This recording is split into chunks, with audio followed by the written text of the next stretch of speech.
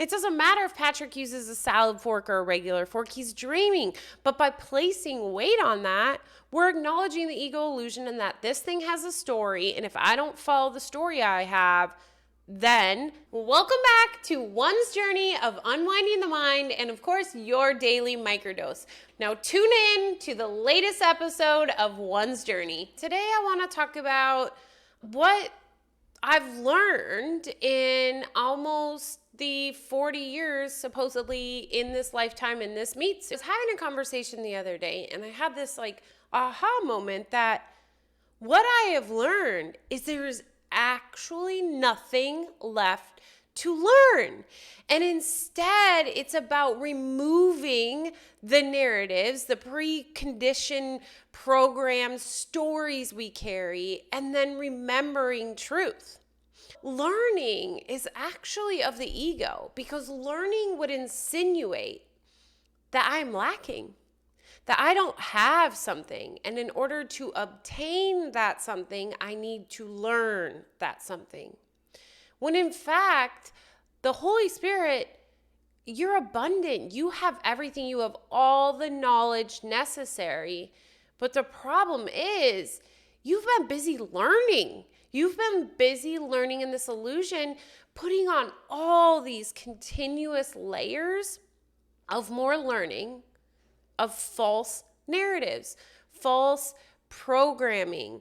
Like literally everything is based on learning and having stories based on that learning. I want you to think back to a child you know or have interacted with that's around the age of 2 years old. They're really getting curious. They're starting to explore.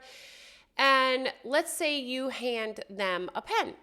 They could do a million different things with that pen, because they don't see it as a pen like we do, where it's meant for drawing. Now, maybe if they saw their parent draw with it once, they'll draw with it. Another good example is a cardboard box. If any of you know a 2-year-old child, usually on holidays, they're more fascinated with the box that the present came in than the actual present itself. Because this box is this thing with endless opportunities. And the reason why it has endless opportunities for them is because they haven't learned all the stories yet.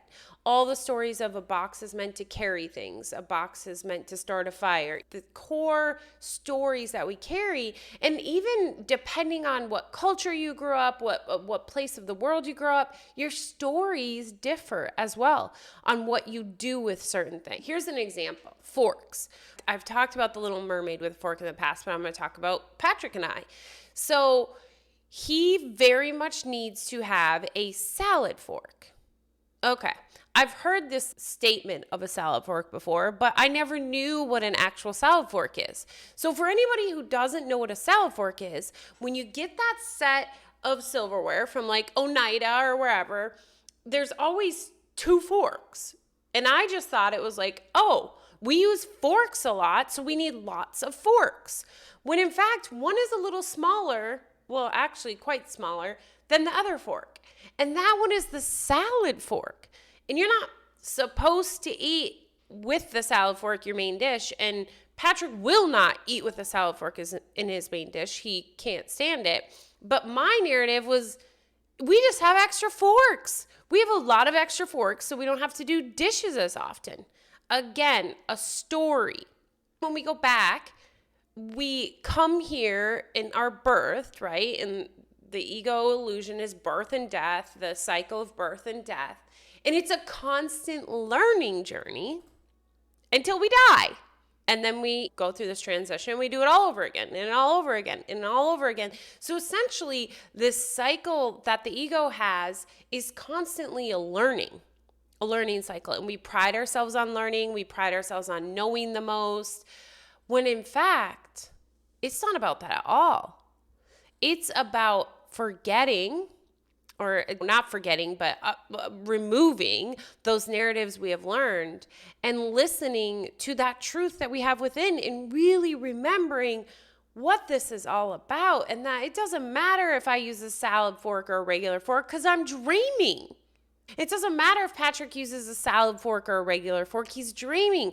But by placing weight on that, we're acknowledging the ego illusion and that this thing has a story. And if I don't follow the story I have, then my salvation will be compromised. And when we talk about salvation, it's that happiness and peace.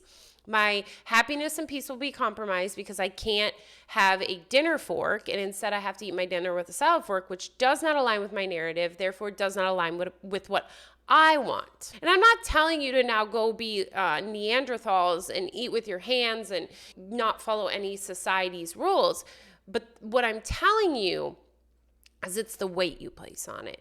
When you place weight on the narratives you already contain and learning new narratives, then you've lost the point. You've lost the point of getting home, and you just own up that I just want to make a better dream. Like, I'm happy in the dream. I want to stay in the dream. I want to continue to experience birth and death, ongoing, and suffering and separation. And that's okay. Lots of people do that. But I'm guessing if you're listening to this video, you might not be that person. And you might actually be here because you are ready to go home and you're done with the cycle of birth and death, and you know there's so much more out there. Again, the pre-programming that occurs, but also if we go under this understanding of the untying the narratives, we talk a lot about how those narratives occur from birth to death, but we also talk about how we keep coming back for more lifetimes until we have completed all of our forgiveness lessons. That would mean that we carry things with us from lifetime to lifetime. We just may not remember them. And I'm going to do another video on this too. Do our past lifetimes matter? Do our past lifetimes, do we need to go unpack them and dig deeper and have our Akashic records read and all of that? I will cover that deeper later. But what I want to really pin in the moment is that though we carry all these past narratives as well within in regards to shame and guilt and suffering and separation, it doesn't mean that they can't be rectified here in the moment without even acknowledging the past. Because literally all there is the present moment, because time doesn't exist. Again, another video, check that video out. We oftentimes distract ourselves by needing to go back to the past, by focusing on the future. And it really distracts us from what the present moment is of untying whatever is coming up right now and practicing that forgiveness lesson and the forgiveness lesson at the level of the mind. Again, what I have learned in my almost 40 years, supposedly in this lifetime, in this meat suit, is there was never anything to learn. Thinking back, I think it's Pablo Picasso says, we spend half of our life learning to become an adult and then the other half learning to become a child. First of all, if you listen, it's both learning. So that right there is, he outed 100% the ego illusion is all about learning. And what if, in fact, we spent half of our life learning to become an adult and we're spending the other half of our life untying ourselves from the ego so that we can remember the truth that lies within? So it makes me think if I could come back at 2 years old and just start the progress from there of untying the ego, maybe it would be so much quicker. But also, we're here for forgiveness lessons. This is a classroom, therefore, it's happening just as it should. Again, there's nothing to learn here, friend. Nothing at all. It's an act of remembering. And even watching these videos, I am not teaching you or sharing with you anything you do not know. Instead, I am activating a remembrance within you. And I have in another video, and I use the term sometimes learning because it's easier to relate. But I have talked about that the teacher becomes the learner through teaching, and it's like this cyclical thing. But when it comes to what we're talking about here, it's more, when I say learning, I mean it becomes a part of you. You can intellectualize things all you want. I very much have intellectualized the course and understand at an intellectual level, but the actual deal in which is to get you anywhere is to embody it, to practice it, to figure out how it fits in your life, to actively utilize it. So the more I teach, the more that activation is occurring and it's deeper rooting that remembrance within me, and it's getting louder and louder. So that's what I mean, because I'm sure people will come back and be like, but hey, you talk about learning. That's what I mean at that level of learning. I'm using a word that aligns here. Ultimately, there's nothing here to learn. Everything here is to untie and remember, and get back to truth, which is the essence of who you are, which is eternal love. You're not meant to suffer or experience separation, but instead to stand in the light, stand in love, and just experience absolute bliss, is my understanding. What are some major narratives that you've learned along your life that are tending to get sticky? They're like that extra hump in the road on this journey of untying the ego. I know for me, one piece I'll share is the intellectualizing piece.